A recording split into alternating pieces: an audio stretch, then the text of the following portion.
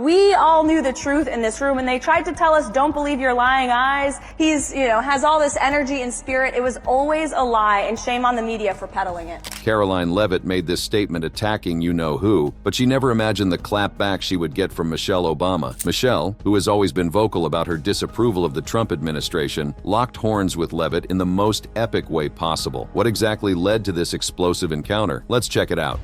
Two contrasting figures in American politics. Michelle Obama and Karoline Leavitt stand as striking counterpoints in the American political landscape. Their differences begin with their backgrounds and early lives. Michelle Obama was born on January 17, 1964 in Chicago, Illinois, to a working-class family on the city's south side. Her academic journey took her to Princeton University, where she graduated in 1985 with a BA in sociology, followed by Harvard Law School, where she earned her JD in 1988. These prestigious credentials reflect her intellectual prowess and determination to excel despite socioeconomic barriers. Her early career was marked by a commitment to community service and institutional change. After working as a lawyer at Sidley Austin, where she met Barack Obama, she transitioned to roles at the University of Chicago and its medical center, focusing on community outreach and diversity initiatives. This trajectory reveals a methodical approach to career development, with each position building on previous experience and furthering her commitment to public service. On the personal front, Michelle Obama has been married to Barack Obama since 1992,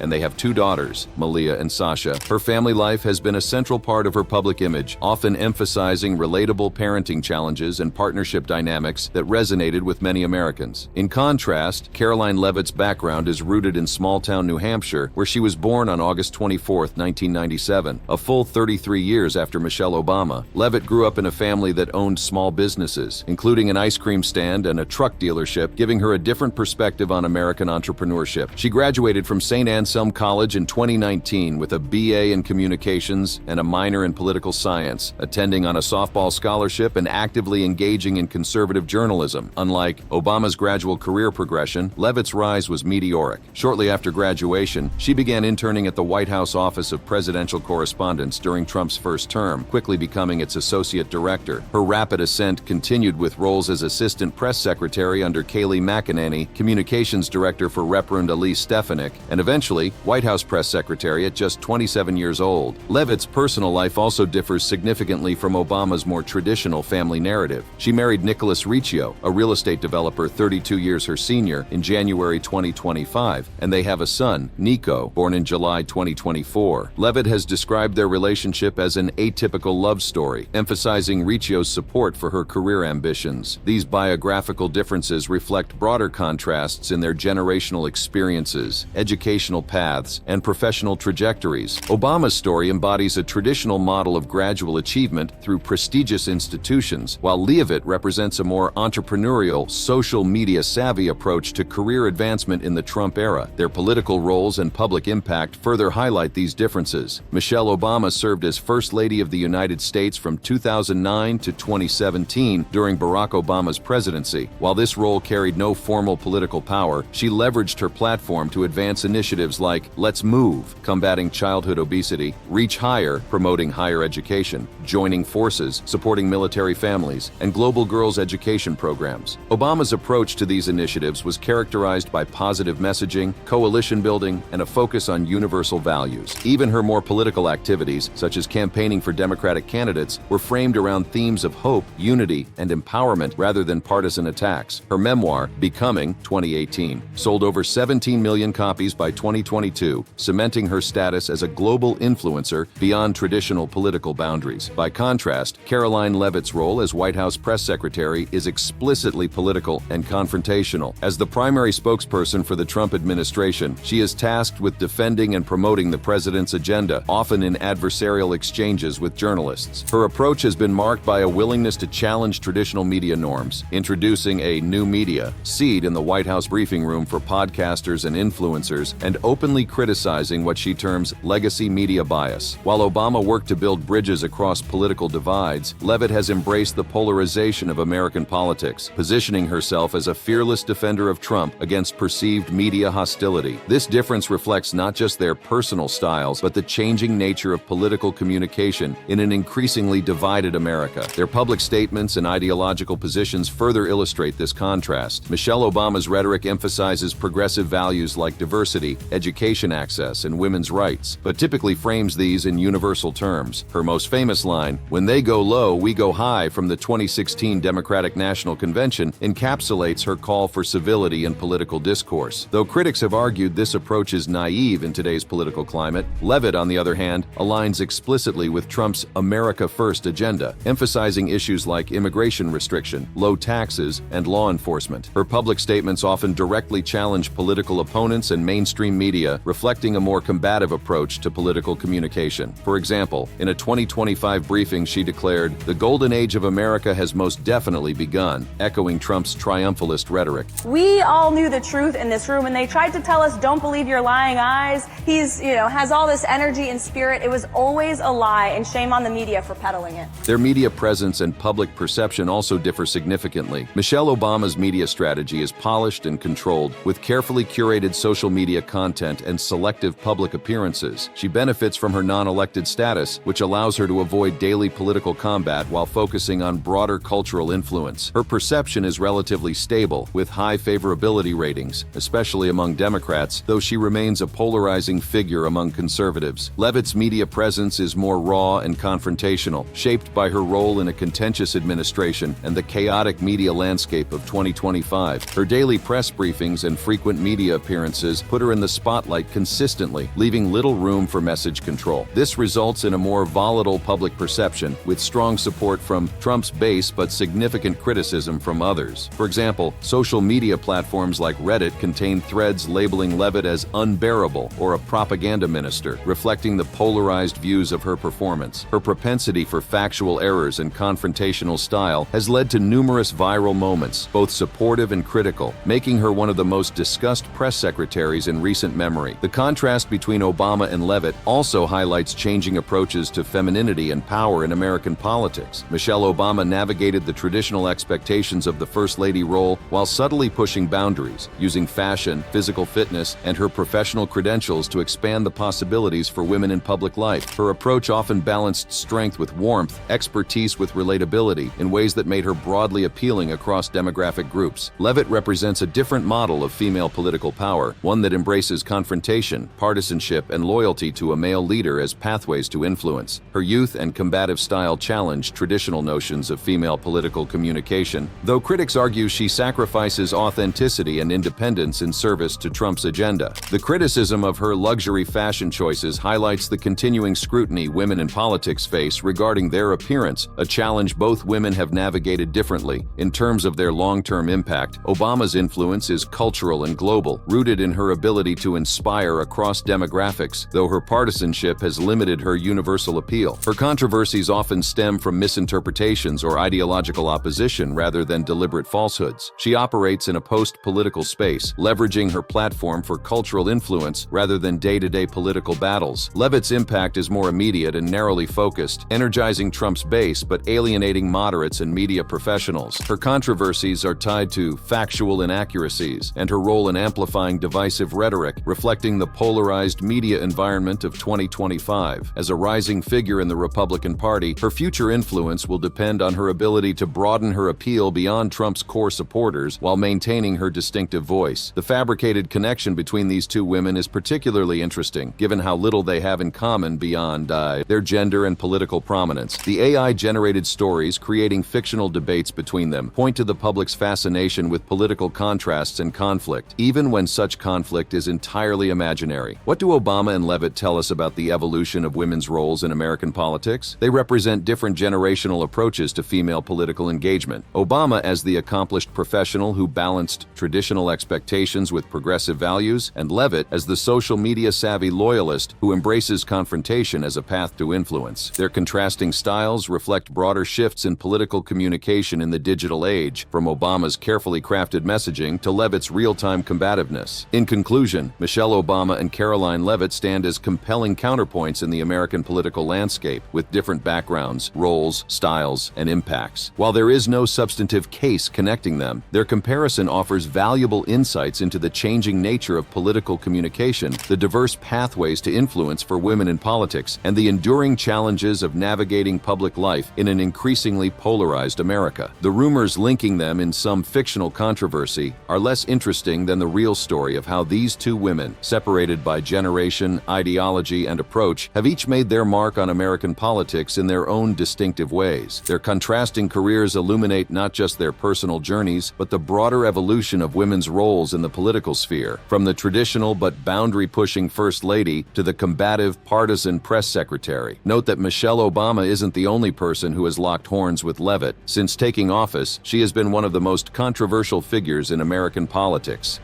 Leavitt's controversies and criticisms. Since taking office in January 2025, Leavitt has faced a series of controversies that have cemented her reputation as one of the most polarizing press secretaries in recent memory. These controversies span from factual misstatements to ethical concerns, and they provide crucial context for understanding her current position in the administration. One of the earliest controversies in Leavitt's political career emerged during her 2022 congressional campaign. Leavitt repeatedly claimed that the 2020 presidential election was stolen from Donald Trump, asserting during interviews with One America News Network and WKXL that an audit of all 50 states would prove Joe Biden's victory was illegitimate. However, after winning the Republican primary for New Hampshire's 1st congressional district in September 2022, she refused to explain how she could trust her own election results while questioning the 2020 election's integrity. When pressed by Granite Memo, Leavitt abruptly ended the interview, unable to reconcile her stance. This apparent contradiction exposed what critics called an inconsistent logic. She championed election fraud conspiracies without evidence, but accepted her own victory without scrutiny. The New Hampshire Democratic Party labeled her a hypocrite, while supporters viewed her stance as consistent with Trump's narrative. The incident foreshadowed what would become a pattern in Leavitt's approach to difficult questions: deflection, confrontation, and occasionally simply walking away. As Trump's campaign spokesperson in 2024, Leavitt defended comedian Tony Hinchcliffe's racist joke at a Trump rally, where he called Puerto Rico a floating pile of garbage. During an appearance on Fox and Friends, Leavitt dismissed it as a joke in poor taste that didn't reflect Trump's views, then pivoted to criticize the media for focusing on the comment rather than the rally's diverse crowd. Her defense was seen by critics as downplaying racism, while supporters praised her for deflecting from what they viewed as a minor incident. One of the most significant controversies of Leavitt's tenure as press secretary came in March 2025, during what became known as Signalgate. Leavitt faced intense questioning during a press conference about a leaked Signal Group chat where top Trump administration officials discussed plans for a military strike against Houthi rebels in Yemen. The Atlantic's editor-in-chief, Jeffrey Goldberg, was accidentally added to the chat, revealing sensitive details. Leavitt dismissed the story as sensationalized by a failing magazine, smeared Goldberg as an anti-Trump hater, and insisted no classified information was leaked. When pressed further by CNN's Caitlin Collins, Leavitt snapped at the reporter, abruptly ended the briefing, and left the stage, prompting social media mockery for running away. This defensive posture and refusal to engage transparently raised concerns about the administration's handling of national security. Critics accused her of evading accountability and attacking the messenger rather than addressing the leak's implications. The incident highlighted what many saw as Leavitt's inability to handle sustained pressure on sensitive topics. In April 2025, Leavitt's handling of a mistakenly deported El Salvadoran immigrant sparked outrage when she mockingly remarked that the media acted as if we deported a candidate for Father of the Year. Progressive accounts on social media condemned her as despicable for trivializing the human impact of deportation errors. In the same month, Leavitt struggled to justify Trump's call for the Department of Justice to investigate Chris Krebs, who had debunked 2020 election fraud claims, appearing flustered when pressed on the issue. Another controversy emerged around Leavitt's connection to Project 2025, a Heritage Foundation-led conservative policy initiative. While Leavitt publicly distanced the Trump campaign from Project 2025 in August 2024, claiming it had nothing to do with our campaign, reports later revealed she had contributed to Project 2025's Conservative Governance 101 Inches training program, appearing in a video titled The Art of Professionalism to guide future conservative appointees. Critics accused Leavitt of misleading the public about her involvement, suggesting deeper ties between Trump's administration and Project 2025's controversial proposals. Leavitt has also made several verbal gaffes that have drawn criticism. In March 2025, she mistakenly said Trump's DOJ would focus on fighting law and order instead of fighting for law and order, a slip that many on social media suggested accidentally revealed the administration's true agenda. In February 2025, she stated on Fox News that Trump would make the government more efficiency, another verbal error that prompted mockery online. Beyond her public statements, Leavitt has faced criticism for her personal style choices as well. In April 2025, she drew attention for carrying a $4,800 Louis Vuitton bag and other luxury items, including a $5,300 Dior bag and $730 Jimmy Choo pumps. Critics argued that her lavish fashion choices clashed with the Trump administration's populist rhetoric, especially amid economic concerns over tariffs and inflation. Supporters, however, defended her style as aspirational, highlighting what they perceived as a double standard in how female political figures are judged. This fashion controversy represents one of the few instances where Leavitt's name has been mentioned alongside Michelle Obama's incredible reporting. The Times of India article comparing Leavitt's fashion to Michelle Obama's noted that Leavitt's luxury style drew scrutiny in a way reminiscent of how Michelle Obama's fashion choices were analyzed during her time as First Lady. There are also ethical concerns surrounding Leavitt's financial situation. She reportedly owes over $325,000 from her 2022 congressional campaign, primarily due to donor refunds for contributions exceeding legal limits. Ethics experts have raised concerns about potential conflicts of interest, as her role as press secretary could potentially be leveraged to fundraise for debt repayment. But who exactly is Karoline Leavitt, and how did she secure such a powerful position at a young age? The youngest press secretary.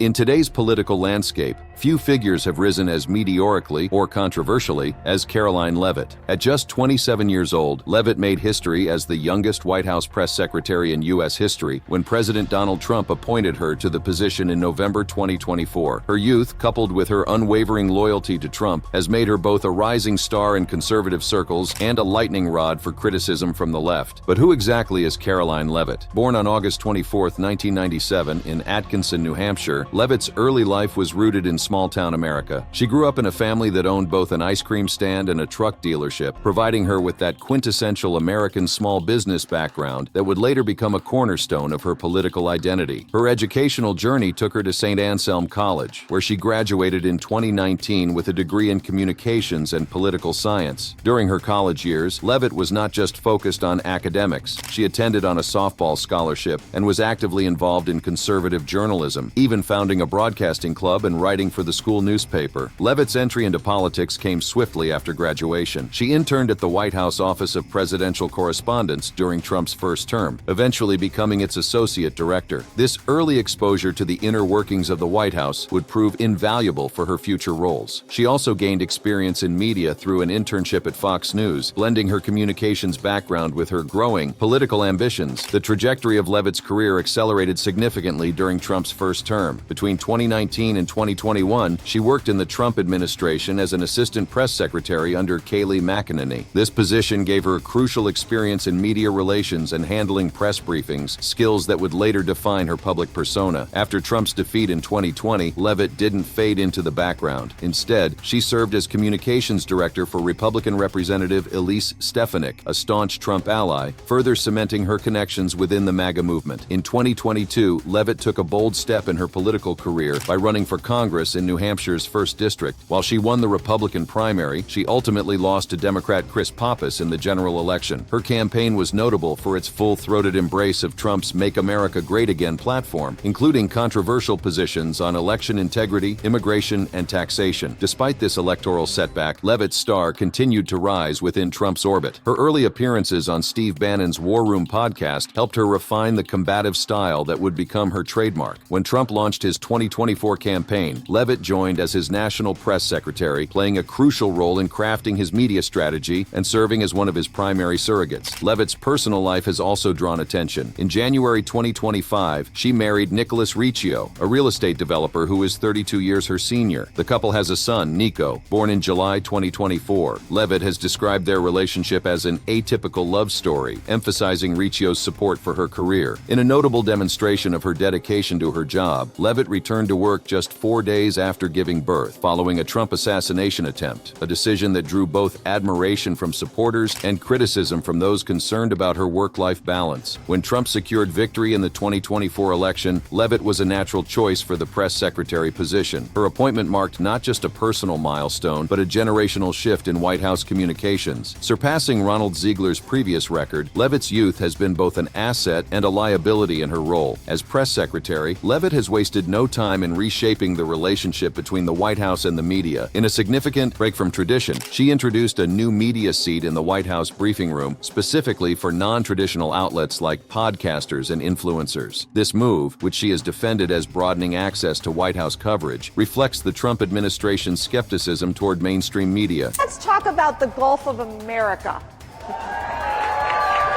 Okay, so tell me what happened with the AP. Give me what's going on here. So, It's just us, right? It's just us. Okay. well, I really would love to answer this question, but upon driving over here from the White House, I actually learned that I have been sued by the Associated Press. Oh, that means, okay, we cannot. Okay. Yeah. Wait, personally? We'll see them in court. Wait a second. Personally? Yes. Oh. Yes. See, this is what these people do. It's Yeah. called lawfare. You can't say it. In a more controversial move, Leavitt announced the administration's intention to control the presidential press pool, a decision that critics likened to authoritarian media tactics. When a reporter drew comparisons to Russian President Vladimir Putin's media approach, Leavitt forcefully rejected the comparison, showcasing the confrontational style that has become her hallmark. This combative approach to media relations has been evident in numerous press briefings. In one notable instance, Leavitt clashed with an Associated Press reporter who questioned her understanding of tariffs. When asked whether tariffs function as a tax hike or tax cut for Americans, Leavitt called the question insulting and asserted that tariffs were a tax cut that would generate wealth. This exchange went viral, with critics describing it as a meltdown and evidence of economic ignorance, while supporters praised her for challenging what they viewed as biased framing. The tension between Leavitt and traditional media outlets reached a boiling point in February 2025 when the Associated Press sued Leavitt and other Trump officials, alleging unconstitutional restrictions on press access. The lawsuit came after the AP refused to adopt Trump's preferred term,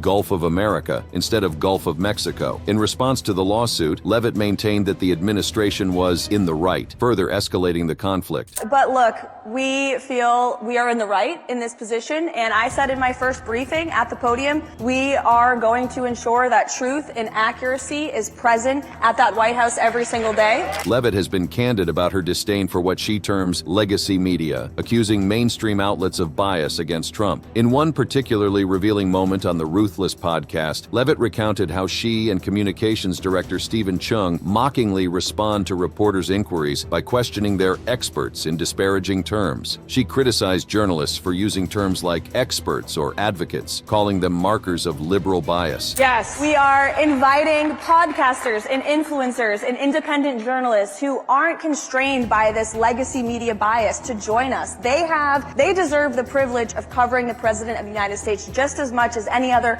legacy media outlet who has spewed lies about President Trump for years. Beyond her confrontations with the media, Leavitt has faced scrutiny for several misstatements and factual inaccuracies during her tenure. In March 2025, Leavitt was corrected during a press briefing when she falsely claimed that Judge James Boasberg, who blocked Trump's deportation efforts under the Alien Enemies Act, was appointed solely by Barack Obama. NBC News reporter Garrett Hawk pointed out that Boasberg was initially appointed by George W. Bush and later elevated by Obama. This incident drew attention to what critics describe as Leavitt's tendency to stretch facts to fit a narrative. In April 2025, Leavitt sparked controversy with her handling of the case of Kilmer Armado Abrego Garcia, a Salvadoran national deported due to what officials acknowledged was a clerical error. Despite admissions from ICE and the Department of Justice that the deportation was erroneous, Leavitt insisted that Garcia was an MS-13 gang member, labeling him a foreign terrorist despite limited evidence. Her refusal to acknowledge the mistake drew backlash from Democratic lawmakers and media outlets. As we've seen, Karoline Leavitt's rapid rise to become the youngest White House press secretary in history has been marked by loyalty to Trump, a combative relationship with traditional media, and numerous controversies. Thank you for watching. Check out other cards on the screen.